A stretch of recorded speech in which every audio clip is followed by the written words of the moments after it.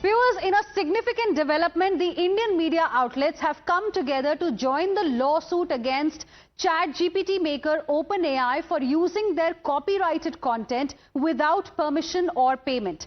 Indian firms have alleged that the work from their websites is being copied unlawfully by OpenAI to train its AI models, including ChatGPT models. Now, as per the Digital News Publishers Association, this is a clear violation of the intellectual property rights at the expense of the creative work by Indian news industry. OpenAI is set to become a profit-driven business. Now, this would lead to a significant impact on the revenues of Indian news publishers. As per reports, OpenAI says that its AI systems make fair use of publicly available data. Now, interestingly, viewers, similar issues of unauthorized use of articles came up in the US too, around 2023. And OpenAI there managed to strike licensing deals with the international media outlets. The question is, why can't it do the same here in India?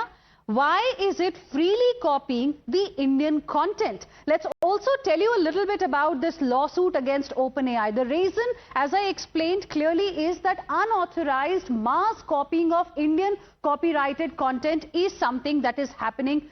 And copyright content is being used to train AI models, including the ChatGPT. The argument is that this poses a threat to intellectual property rights and the news industry. And the concern is that this unlawful use of content is equal to threat to press transparency. And joining us on the broadcast right now is my colleague Meghna, who will explain to us why this has become a big news today, the case that's currently going on. Meghna. Well, absolutely, Hina. In fact, it's important just to set up the stage. This is a lawsuit which has been ongoing in 2019 itself. In 2024 itself, you had the High Court, which had framed certain legal questions to OpenAI's use of Indian copyright information which it was using. Now, what really is the problem there? Now, remember, with ANI, you also have the Digital News Publishers Association joining in this lawsuit, and it's significant because it comprises of about 20 largest, most prominent media houses across India. They have together now joined in the lawsuit, which began, of course, with ANI, and now they have red flagged what they are calling the willful scrapping and adaptation of content from publishers' websites, describing the company OpenAI's actions as being very clear and present danger to the copyrights of all the members of the Digital News Publishers Association. In addition to that, just to break down the kind of charges that they have made against OpenAI, they have said that OpenAI has developed its large language models, which are also called the LLMs, by unlawfully training them on vast amounts of text, including copyright work of some of these media houses, without obtaining any permission or without obtaining any licensing, as you had mentioned that they have done in United States, but not here in India. This is one of the biggest problems which has been red flagged. Also, it continues to say that it may benefit the tech company, but its stakeholders and investors.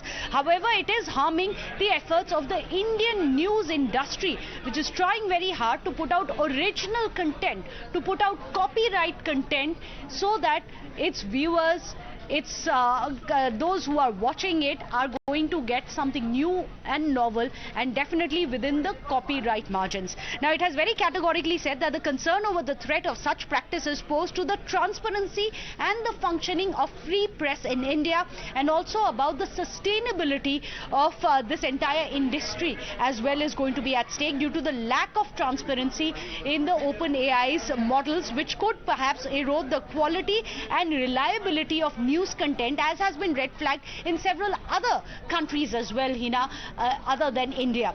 In fact, what the DNPA has also contended is that it has exposes the public to the whims of opaque algorithms of OpenAI, ultimately undermining the diversity of press as they hope to be. Now, this is very significant because already, as we were discussing, it is already in the courts, in the Delhi High Court, which has already formulated a questionnaire, a legal questionnaire, and has asked OpenAI to revert to it. But now the fact that it's not just ANI, you have the entire Digital News Publishing Association, which comprises of 20 of the biggest media houses of India, also joining in the lawsuit. We'll have to wait and see, legally speaking, where it comes. But this is a big red flag which has come, and accountability is what they are seeking, and to ensure that their copyright material is not misused without any licensing or without any explicit permission being taken. Absolutely, and the point, Meghna, here is very clear that if they have partnerships abroad, why do they want to use Indian content for free? Why can't they enter into similar partnership agreements with the Indian organization? Thank you very much, Meghna, for the moment, for explaining to our viewers, the context in this particular case. And joining us also on this broadcast is Lloyd Matthias, who is a technology expert. Good afternoon, sir. Thank you very much for joining us here on Time, sir. It's always a pleasure to have you on the show. My first question to you is, if I've understood this whole thing correctly, and for the benefit of our viewers, if I am producing some content, if I'm creating some content, and if OpenAI wants to use that content, shouldn't it require my permission? Shouldn't it compensate me for my exclusive content? Why is it using that content without permission, without payment, without any kind of an agreement, without any license? Thanks, Hina. I think this is a ethically divisive issue, right? Let me just lay down the basic facts in the issue right now. So one, AI models crawl through publicly available content only and are designed to not circumvent technical access controls like logins or paywalls, right? So technically what ChatGPT is doing is actually crawling through all publicly available content and then feeding the user information basis that. The second point is, for consumers, search engines are the primary gateway for the users to access the news and gives the engines and teach platforms a leverage over this, right? So whenever you're looking for a news, let's say you want to know how many people were at the Coldplay concert on Republic Day in Ahmedabad, right? You will go to Google and say how many people, and it'll throw up an answer, or ChatGPT will give you an answer. Now, this information is ostensibly gathered by these AI crawling through publicly available data, not necessarily data that's behind a paywall or that's blocked, right? That is the core of the issue. Where there's an instance where ChatGPT actually picks up a news verbatim from a source and quotes that, I think then there is a problem. I think when it comes to publicly available data, that should not be the issue. Now, I don't know the specifics of what happened in the context where ChatGPT agreed to pay a license to certain international news channels. But I think the general model that LLMs follows is that they crawl through publicly available data and they give the viewer a response, or they give somebody who searches the information the response.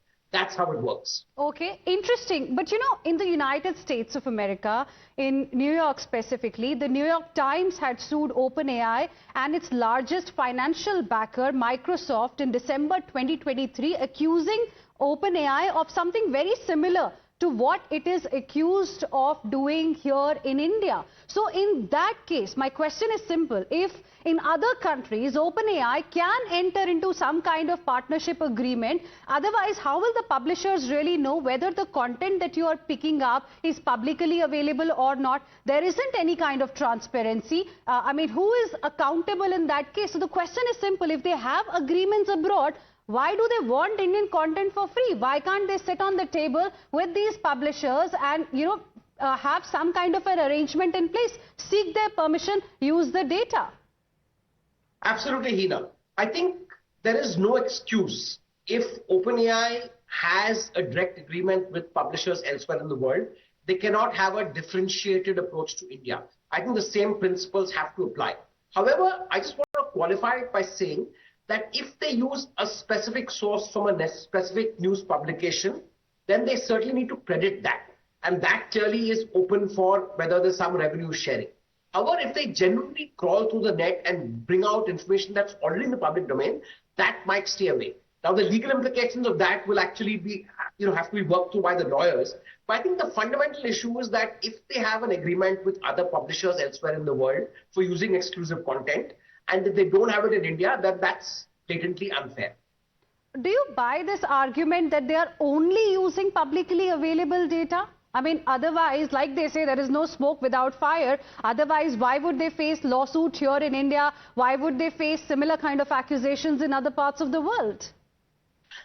Here, this is a hard line. If you're showing an exclusive concert or if you have a cricket match which you bought the rights to a particular channel, and if OpenAI is stealing that content, then that's completely violative.